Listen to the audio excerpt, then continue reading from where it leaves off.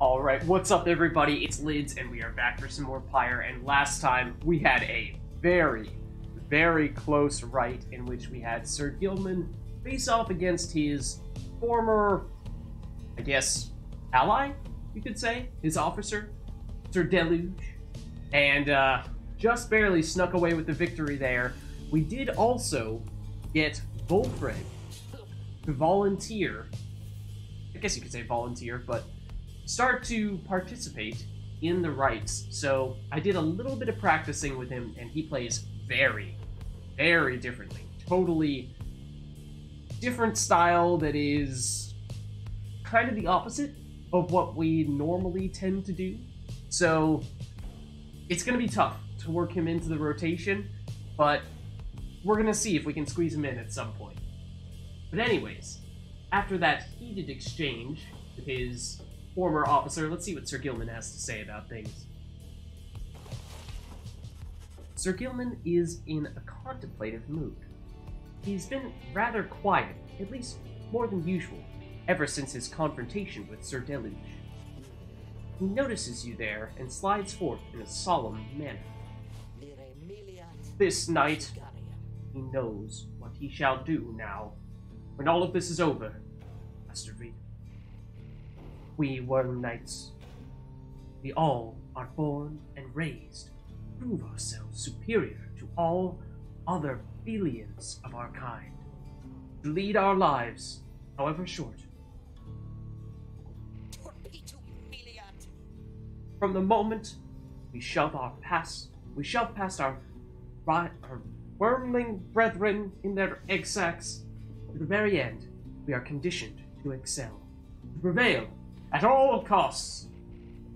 This relentless pursuit of glory, fame, and self-worth leads most of this knight's kind only to an early doom, or, in the case of Sir Deluge, leads to a life of falsehood. A life of low deceit, abusing one's fellow worm knights, shirking one's responsibility, living in constant fear. This knight cannot abide his former commander, yet pities him. There must be more to honor than to lead a life engulfed in endless conflict. Then he looks at you intently. This knight shall ever seek that honor out. All of this is ended, Master Vids. Thus he vows to you, and he is ever grateful that your guidance led him to this new awakening. But until such time, this knight is duty-bound unto the Night Wings. This, the fulfillment of our plan and our pursuit of freedom, is to be his final quest. For what awaits him afterward is no mere quest. The honor that this knight has sought cannot fully be achieved through knighthood, can it? It requires something more. I trust you understand. He slithers off, his head held high, though not merely in pride. Something has changed. Sir Gilman has gained +2 presence permanently. Presence is the size of his aura, right? Okay. His aura is pretty tiny, but we wish him well. I wonder how much of an effect that's really going to have in his performance in the rites. I mean, it seems like that is the resolution to his confrontation? Maybe that's a strong word to describe it, but his disagreement with Sir Deluge, which is what we were trying to get with, I mean, most of our other teammates, and I think we've done it with Rookie. We may not have quite reached it with Panatha. Edwin, I think we did, and Jodariel, don't think so. Everyone else is still in the downside, so there's still that chance that we could yet get it done. Let's see. Zilvius Horseheaded. Without warning, from the cinders, seething rock that gushed forth from the sea and soil at the foot of Black Basin, rose the mare titan, Sylvius. She broke the land beneath her burning hooves, winning vengeance upon those who courted illness. We, the Eight, were divided then, and blinded by the smoke, heat, and thunder. For the grace of Mother Triesta Tippis, all would have been lost. With unswerving concentration, did Saint Triesta then invoke the old enchantments inscribed upon the holy scepter which she bore. The land burst into starlight, rending Sylvius in twain. Her visage now strikes fear into the hearts of her foul kind, not ours.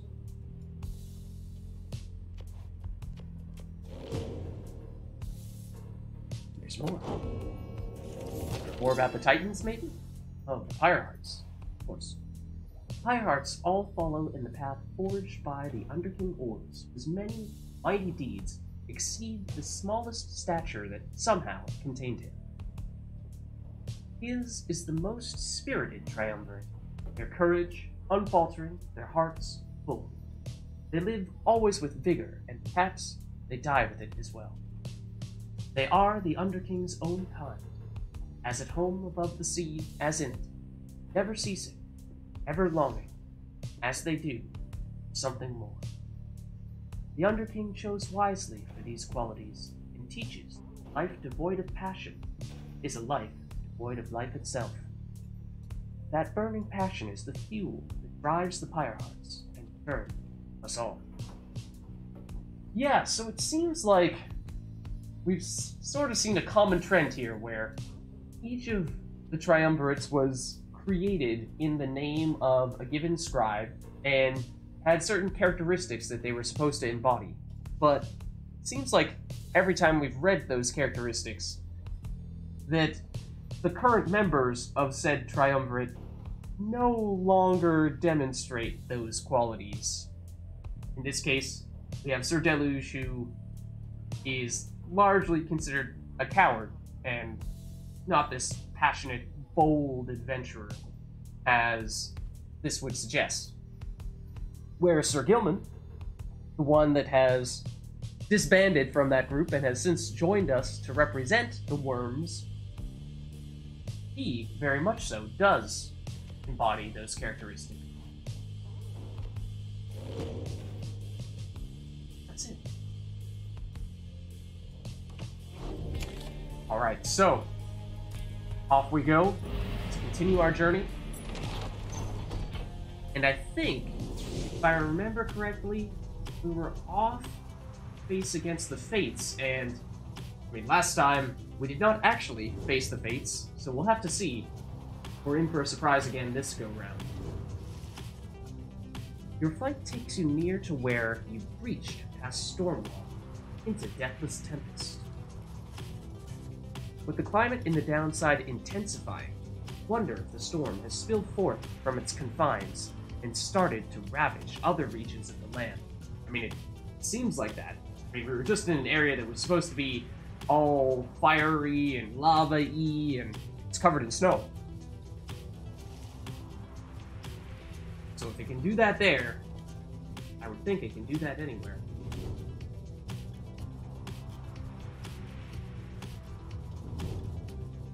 Oh, who are you? Chastity. Manly. Whoa! My beautiful wagon. What has happened? Oh, but it is you, my wonderful Nightwings. Come to play a little trick on your good friend Manly, Oh, how very, very, very clever of you. And the damage you have caused my beautiful wagon, doubtless, was very, very minimal. Fear not, I can afford repairs. It is no inconvenience at all. However, I do have one request of you. To make amends, that is. When next we face each other in a right, and I trust you know what I shall ask of you, but would you be kind enough to stand aside and let the chastity prevail? Then we shall call it even, and when I return unto the Commonwealth, I shall see to it that you or your beloved ones there are suitably rewarded. Now ta-ta! Okay, that was not me. That was them, for the record. Swear. Okay, that one was me flying blindly into them. Oi, mates! Look at what ran into us again! Get ready for some payback for last time. You know, I gotta say, I kinda like your style there. Come right on crashing into us, like you ain't even care. That's pretty good. Keep telling my mates here we ought to do the same.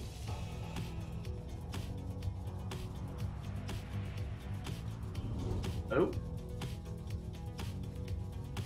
About this point of interest. Yonder lies the ridge of gold, somewhat less imposing when viewed from this vantage point. Do you not agree, leader? The myths of the downside hold that it is no mere ridge of stone, remains of Lord Gandroth, once slain by Gol-Golathani himself. The serpent titan vanquished by the scribe Gol-Golathani. He brandished his power shield and sent Gandroth's fury back into his countenance. Though, perhaps such tales are of little import now, when you stand to confront the fate, there in just a short while. Okay. Now we have been here for many a rite. With the option of taking the northern route, the Ridge of Gold, which goes through a small exile encampment where Ruki knows someone who owes him a past debt. Oh! This is the first decision we had to make, wasn't it? We had Jodariel offering something of value here, and then we had Ruki with this option. And we chose to take Jodariel's option. Let's see what Wilfred has for us over here. Southern route, the Ridge of Gold, goes through a humid area pocked with hot springs. Wilfred expressed an interest in taking this route to the Ridge of Gold, but you don't tell us why, Wilfred. How are we supposed to know? I gotta make it up to Rick.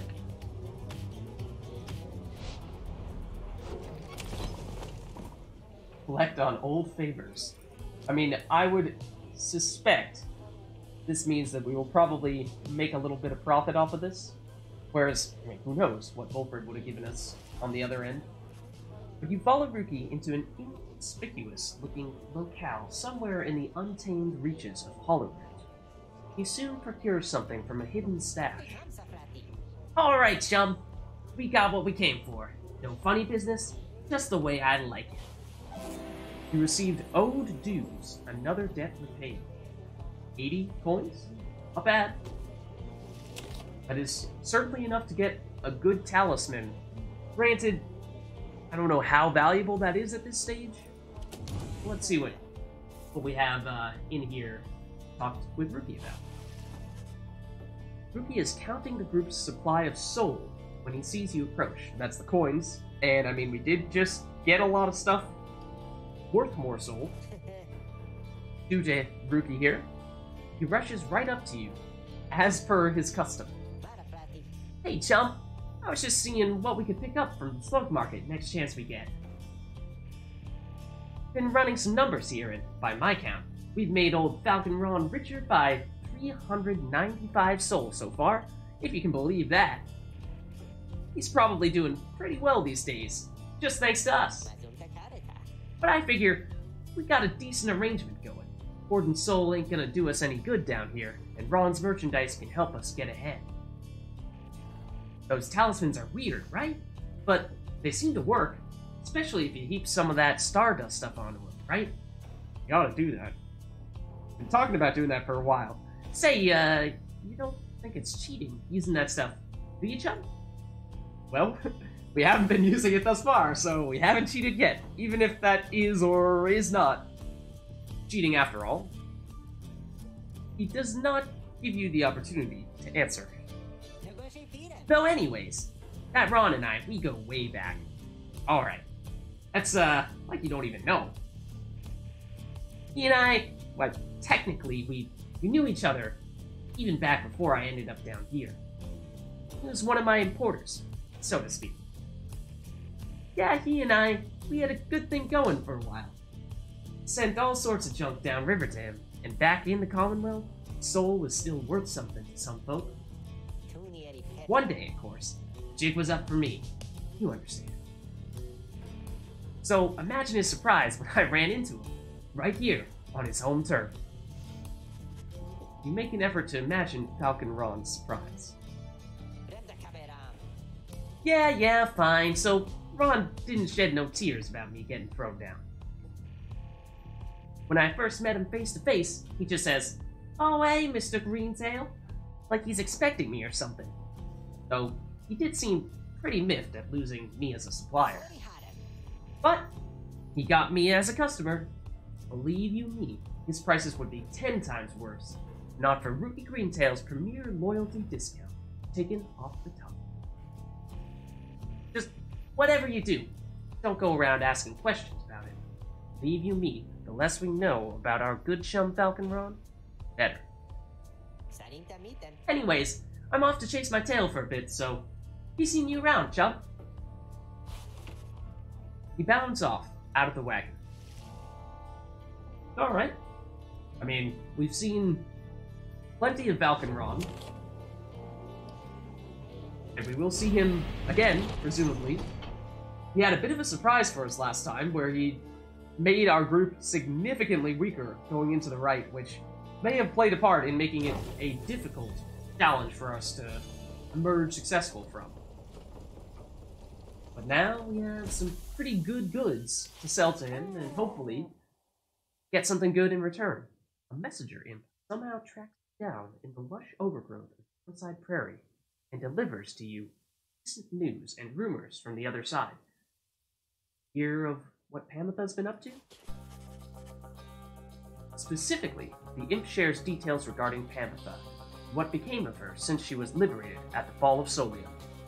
What have you been up to? She found herself back in the homeland of her enemies, where, despite her connection to the Highwing remnants, past transgressions were forgiven. What I was hoping. She is, by and large, considered the Commonwealth's enemy, but if we could bridge those two groups, extend an olive branch, make it so that two sides, two people who are usually not so friendly with one another, suddenly become allies, then I would think that would be a great opportunity to make our plan much more likely to succeed. In fact, she was asked to join the military council given her unique background, yet she refused to cooperate and instead demanded to be reunited with her sister, Tamitha. Did Tamitha make it through though? I would think that Tamitha is still on the downside. But when they threatened her with a re-sentencing to exile, yikes, and insisted that she take the opportunity, Tamitha said at last she would think it over and return with a decision soon. I wonder if that might have been different had we developed that relationship a little bit more between the two sisters. Next she was seen, however, was among Volfred's sons and daughters of the Revolution, where it is said she has attached her loyalty, at least for the time. I would hope so. You thank the imp for bringing you this news. Soon gets your companions talking. Isa wishes for Pamitha to find her way and her sister in the Commonwealth. Never once before had this night felt even a thing for our most bitter enemies, and yet, having known Pamitha proved eye-opening indeed for this night. To hold hope. I hold to that hope that both the Thane sisters one day shall soon join together as part of our good cause. Both of them? That would be great if we could get her sister, but I'm skeptical. The two of them can help lead us toward a brighter future. Kind of feel bad for her, you know? Though I got no idea what it's like having to give a care for someone else like that. Sounds like a real pain. I wonder where her sister is right now. I'm sure she cares for Pamitha. I'm sure of it. We suspect the ancient enmity between the winged and the flightless shall not be soon resolved, if ever at all. Uh-oh. I mean, that's kind of what I'm hoping, is that we can make that better. was all of it. In spite of some mixed feelings, the news of Pamitha's liberation fills you and your fellow exiles with resolve. Mixed feelings? Again, I don't know how much of that is because we may not have fully succeeded in developing Pamitha's relationships with primarily her sister before letting her free. But our companions do gain +1 hope for the next rite, so that's great. Compare that to the last time when we had -5, whatever the stat it is that gives you damage. Alright, Falcon Ron, we have business to attend to. Hey guys, say, what are you guys doing all the way back here? You know, it's not bad here. I was thinking, and I got some pretty good stuff. I think you ought to check it out. Okay, do you have anything new? This is new, I think. After dousing adversary's Pyre, bearer's Pyre recovers... What? Recovers life equal to half of the damage dealt? That is amazing. That is crazy good. I mean, you put that on someone who frequently scores, and that would be humongous. So, I am very interested in seeing if we can make that ours. So we're definitely going to do that. That gets us most of the way there. And then, if we are to sell the talisman that Bertrude helped us find, then we can make it happen. Otherwise, we'd have to sell some unique talismans, and I would rather not do that.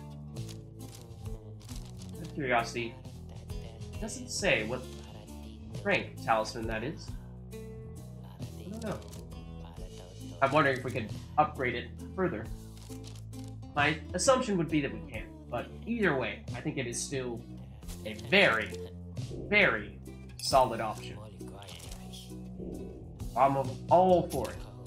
All for it. I mean, imagine putting this on someone like Ruki, probably the person for which it comes to mind most. I mean, Pamitha also would have been great, obviously she's on the Commonwealth side now.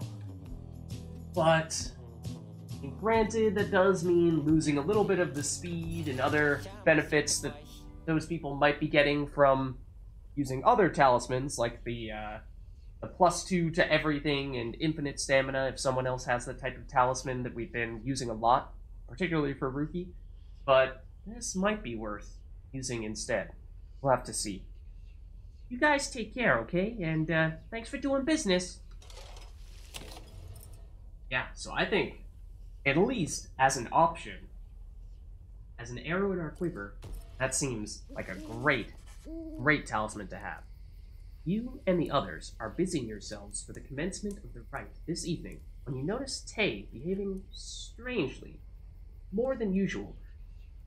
Yeah, so one of the things that, sort of in response to what happened with Pamitha before we liberated her, or maybe never, when we liberated her, we want to make sure that we are seeing each person's little subplots out to the fullest extent. So, for example, Ruki had his little quarrel with the leader of the dissidents, Barker, and through going up against the dissidents often enough and having Ruki participate, it seems as though we got all that stuff sorted out. I'm not sure if we managed to do that with Pamitha or not. We may have needed to have that encounter happen one more time between her and her sister. I think this might be the group that Tay has some sort of affiliation with. So my guess is that we'll want her to participate in this one, and something might come of it at the end. Maybe he is here. I mean, I think he has to be somewhere nearby. She notices you then. Oh, I'm sorry, mister. I was just, I think maybe my friend is here? And I was hoping to say hi to him before we have to do the ceremony with the star ball. Wait, is that? That's him. That's him. My friend is here. He's here! Just then, your adversaries, the Fate, arrive on the other side of the Ridge of Gold. They begin making necessary preparations.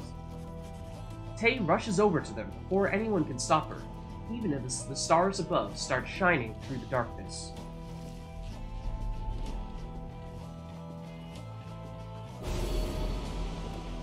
Okay, we do have a new Titan Star. Shaxx 6 Shoulders. Your adversary shall all return from banishment when all are banished. Huh. So you can't banish everyone simultaneously. This one's just a little bit... a little bit different in that you could go through an entire right... Okay, hold on. Before I finish that thought, I'm going to make sure that I deactivate this just so we don't accidentally go in without considering whether or not we want to actually use that. But back to this one. So, the thing about this is, unlike any of the other ones that we've seen here, I think, you could, somewhat realistically, do a rite in which this effect never comes into play. If you never banish all of your adversaries simultaneously, then you're getting the bonus from this without having to worry about the negative effect. So that makes it a little intriguing. It maybe modifies the way that you're playing a bit, but that seems within reason. There might be a few others that are a little bit like that.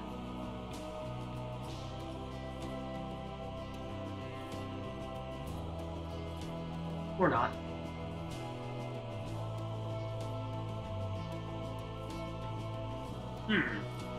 So, one thing I'm also thinking of is if we might want to try to squeeze in Volfred into this rite. I feel like we might want to try to do that because the earlier we can get him involved, the better. As soon as he gets one rite done, it looks like he has enough inspiration that he is going to fully rank up. And it's going to be tricky because, as I was saying earlier, he doesn't really align with our usual playstyle. So I'm gonna go without any of the Titan Stars and try to work Volfred into our plans. Volfred, presumably Tay, and someone else. You exiles of the Night Wings. You are returned once more unto the Ridge of Gold. Your adversaries in the coming rite shall be the Fate. Whose ever pyre yet burns ere the break of dawn shall surge forward on the path to glory. Now prepare yourselves. Oh, hello again. Hello. Why, hello indeed, young one. We are the Fate, and once again we hail you. And all the Night Rings. Thanks. I was wondering, may I speak to your son? Why, I do not see why not, but let me see here. Almer? Almer? Where are you? Begging your pardon, young one, but my son, he is not always punctual, you see. Hold. I shall go and fetch him. Oh, okay. I mean, my friend, I hope that he remembers me. You. Wait, where is father? Father? Oh, hello. Hello again. Your father. He went looking for you. Did you not see him? No, I did not see him. This had best not be some Nightwing's trick, or else I'll... Ah, there you are, Almer. Our cordial adversary wishes to salute you, I believe. Oh, that's right. I mean, here, this is my salute. I'm saluting you. It's nice to see you, and may the scribes watch over you, okay? I want them to watch over us as well, but maybe just this time, or not just this time, but this and other times, maybe, and watch over all of us, okay? The two of them stand and watch as Tay skips over to rejoin their group. An unusual sort, that one. She is. She about your age? Father! Oh dear. I'm back. Sorry I'm late. I'm ready now to do my part, however I can. Choose quickly or triumvirate. Do I have to choose quickly? So, the thing about the Fate is, oh, this is the talisman that we just saw, and just sold, not long ago. While the bearer's Pyre has less life than the adversaries, Error deals bonus damage. That is actually a fair amount. You are, despite being a cur, not that quick, but you do have a bunch of skills at your disposal. You can jump a second time. When sprinting, you accelerate faster than usual, to an even faster top speed, like Rookie. After he is banished by an adversary, Dalbert has a 50% chance to return after only 1 second. Also, I believe we picked that up for Rookie. He can jump a second or third time while airborne. So very similar to Rookie in general, just that he's a little bit slower, and may come back from banishment slightly more quickly. No, I think Rookie has a lot of hope, so that might not be true. They all appear to be using this, so... Or at least, yeah, all of them are. Which would suggest that they are quite dangerous when they are coming from behind. When they are losing, everyone will deal 6 additional damage. A lot. So, gotta be mindful of that. Even if it looks like we're pulling ahead, they could be well primed for a comeback. Let's see what Ulmer has. So he is not very quick. However, brief charge-up time before he jumps or sprints is virtually eliminated. Brief charge-up time before he can cast his aura is greatly reduced. He flings the orb faster and farther than usual, and while grasping the orb, he sprints and jumps without using stamina, so infinite stamina, essentially, when he does have the orb. That is still dangerous, even if he's not the quickest. And then Finia? Not quite as far along as the other. She is slow. 50% more stamina, letting her jump and sprint more often. Jumps into airborne adversaries, she banishes them. Usually, jumping up only knocks the orb away. And her allies regenerate stamina twice as quickly as usual. So they have a lot of stamina, and they have that ability to come from behind and rally. So we want to be mindful of that, but I think we can outspeed them, which, of course, is our specialty. However, I would like to find a way to work you into our plan, and you are anything but speedy. That makes things a little trickier. I think we probably do want Tay to be involved in some way, shape, or form. And I would like to get Rookie as well, but I'm wary of using him too many times in a row because we've used him a lot recently. I couldn't tell you when the last time he sat out one of the rights is, and I would think that that might mean that he's set for some banishment sickness if we're not careful. Granted, you could say that, okay, if we're having him sit out one round voluntarily, I'm working on it. If we have him sit down voluntarily, then that's effectively the same thing as having him banished for 1 round. And I think we do it now because we have him participate now, even if it means he might be suffering from banishment sickness next time. Because if we're trying to work in Volfred, then that is going to be... Oh, we should have considered putting this on him. Then, we're gonna need a strong performer. We're gonna need someone like Rookie to help carry the team here. And so, Tay, I'm gonna give you this. Because I think your legendary talisman is good, but not amazing. Granted, there are enough obstacles here to bounce things off of it, maybe that's more useful than usual. But especially with regard to trying to counteract the talismans that they're using, I think that's going to be key. Have that. Very well. The scribes! I hope they're watching. All of us. Steel yourself, Almer. Are you prepared to face our adversaries once again? Always, Father. Let us prevail, here and now. Let us do so, indeed, son. Okay. Sprinting forward with Rookie. That is the plan. Whoa! Whoa! Ooh, I was not speedy enough. There, we got a bunch of people with that. And there we go. So that's a little bit dangerous.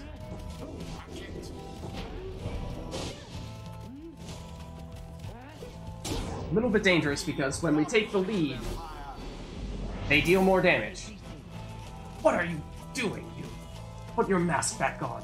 We're in the middle of a rite. Oh, I know. It's just, I wanted to say, I think that you are very brave, is all. I think. Because we have encountered many triumvirates by now. I mean, we have the dissidents, and the tempers, and... What are you talking about? Get to the point! Oh, I'm sorry, I didn't mean, my name is Tay. I wanted you to know my name. It's Tay. Just since I know yours. I see. Then, ready yourself, Tay.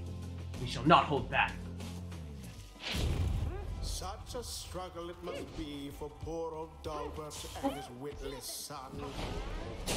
Oh, that was bad. Beneath contempt. Very bad. That's gonna be a lot of damage. Yep. Did not play that one very well. Wait back here for a second and jump over you for a quick score. Yes. Zoom on past you as well and gain some of our own Pyre's life back, which is very nice. Leap on over.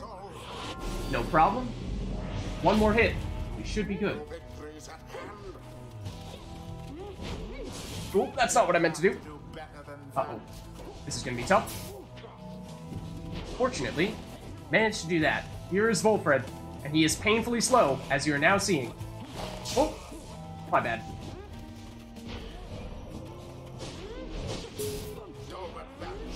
So, 1 for 1? Yes.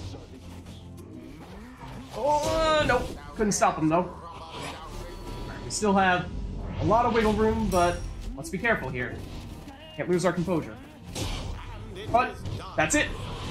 No problem. Not so bad. Let him pass for a few easy scores. But we did manage to get Volfred in there, which I think is key. The rite is ended. What? Wait. I wanted... I'm sorry. I wanted to apologize, I think. Why, young one, you must not say such things. You are one of the Nightwings, the most envied of all triumvirates. We aspire to your greatness and your legacy. Father, please, no more of this. They have prevailed. We need not grovel at Almer, is it? Almer? I just had a question. Ask quickly. Go about your business. Oh, I just, would you be my friend? Huh? What? I was wondering if you would be my friend, because I don't have a lot of friends, and you are brave and gentle with your father, so... Oh, ho, ho, ho, ho, ho. I shall see you in a little while, my son. What? The scribes! Were they not friends? I choose to think they brought us here to be closer together, not to be apart. is there greater knowledge to be gained? Alright, so as I said, we may end up losing Ruki in the subsequent rite, but that's the risk we took. Always was a little slow to pick things up. I thought that Volfred would get all of that stuff immediately in one fell swoop, but apparently not. Uh-oh. It's been a while since my last outings in the rites. Begging for your continued patience as I recollect the way. Okay, it's a bit of a tease in that way, then. I thought that he was gonna get all the way over here quickly. I mean, he does still rank up here, and maybe that means he ranks up once per rite. But it's gonna be tricky to drag him through if we need him to participate in every single rite from here on out. And we've already skipped one with him. So what do we have here? If Volfred is banished, a sapling shall automatically spawn near his pyre until he returns. It's a little bit of a defensive layer there. I mean, the sapling is stationary, presumably, so it's not amazing, but covers you a little bit. Over here, once per rite, if Volfred's adversaries extinguish his pyre, it is restored to 10 life instead. Also, seems useful as kind of a final stand, because we found ourselves in those situations many a time. We've usually been able to squeak out those victories, but in case we just barely miss out, then that might be saving grace we need. If we look further down at what other options he has. After casting Sprout, Volfred's sapling spawns faster than usual and gains a larger aura. After casting Sprout, Volfred may remotely detonate his sapling in an aura burst. Wow. That's different. While Volfred and his allies are banished, adversaries are slowed and cannot use abilities. Does that mean when everyone is banished on our side, it would seem? I mean, that is useful. And even probably more likely when we're using Volfred because he's so slow, it's easy for our opposition to catch him and banish him. So when he's on the team and he's participating, then I can see that happening more often than usual. Still seems like that's not a situation that you want to find yourself in, so you're doing everything you can to avoid it. So, probably doesn't come up that often still. Be thankful for it when it does, though, so I don't know, I'm conflicted about that one. While using his shield ability, Volfred shields his allies as well. That's intriguing, because I've noticed many times what we'll do is we'll have the orb, and we'll be running forward with one of our characters, and meanwhile, for whatever reason, our adversaries are banishing our stationary characters that don't have the orb, that are just waiting around to either get the orb passed to them, or waiting and cheering on from behind as Ruki, or in the past Pamitha, zooms forward and tries to score. So this would give us the ability to protect those characters a little more. Volfred permanently gains +5 hope, hastening how quickly he returns from banishment. He does take a long time to come back. Once per rite, if Volfred's adversaries extinguish his pyre, it is restored by +50, or +40 rather. Jumping ahead a little bit, because I think in combination, I'm assuming these can both work and accumulate, where if you drop down to 0 and you have both these up, then you get 50 back, which is a lot. And yeah, that takes an awful lot of investment to get him all the way down here, when I suspect that we only have so many rites left to get him to fully rank up if we were to have him participate in every single rite. So, and we already didn't have him participate in the first one, so I'm not even sure if we can get him to rank 5. Maybe just rank 4.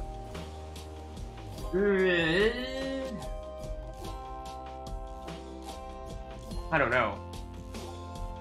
I still don't really feel like I understand how to play with him well enough. I don't like this one very much. I think there are other ways around having low hope. This is nifty, but I'm not sure how often we'd use it. That's pretty solid. Yeah, I think I would prefer this side. Probably go this way, and then that. And if we do get an additional one, then maybe we take this. Yeah, we probably would. I think we do that. The wisdom of old 100 Mimes. That? Until Is the it? stars align. That right, at least.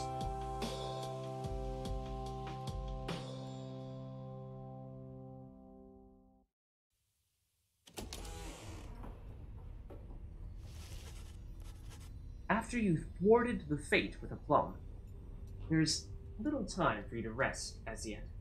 The night beckons, and the next rite reveals itself to be a vital one. Or more so than usual? It is already time, reader. Come see for yourself. Boldness of the season now presents us another chance. That was, I think, quicker than we've ever had before. He heads out straight away. Follow in turn.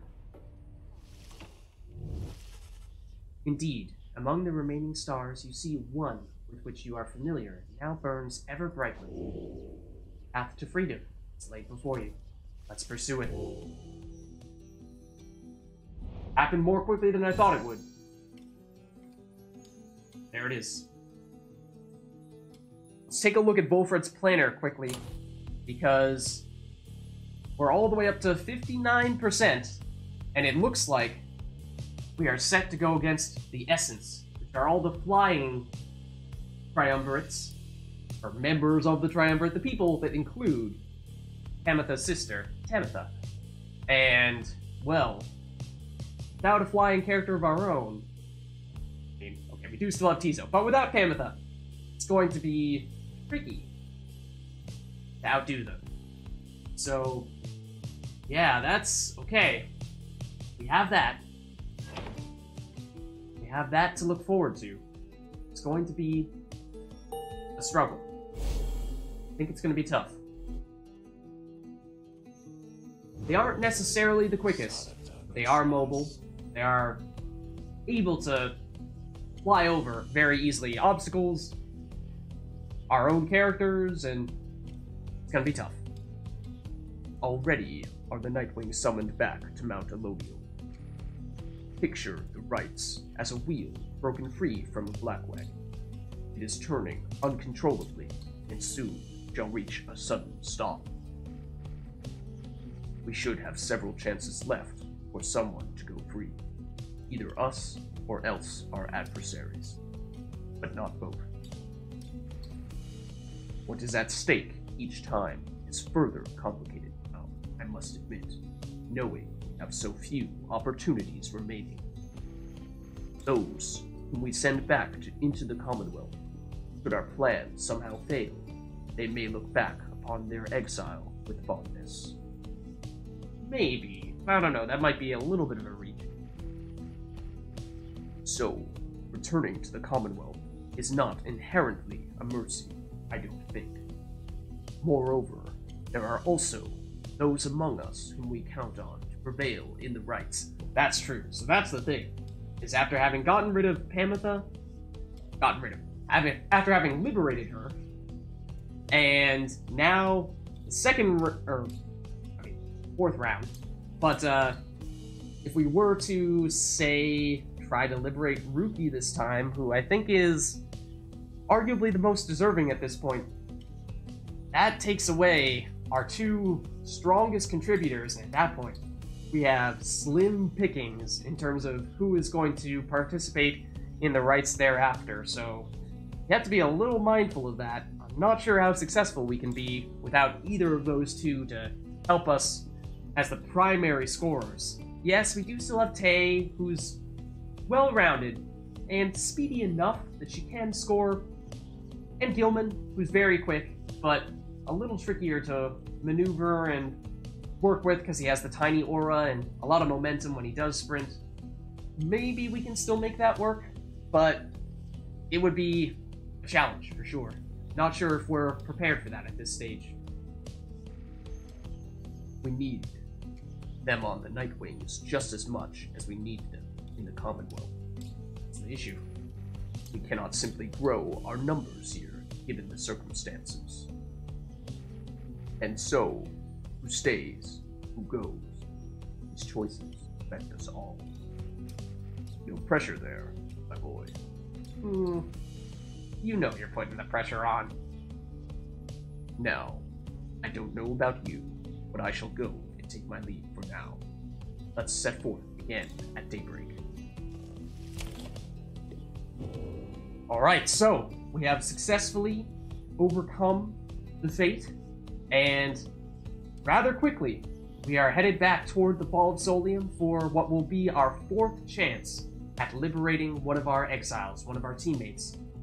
As I was saying, I'm really conflicted. I don't know who we ought to try to liberate. You could make a strong case for probably just about anyone, but we have to also consider how much we need them to help us in future rights, so I'll think about that some more. Let me know in the comments what you think. Hope you enjoyed the video, and I'll see you in the next one.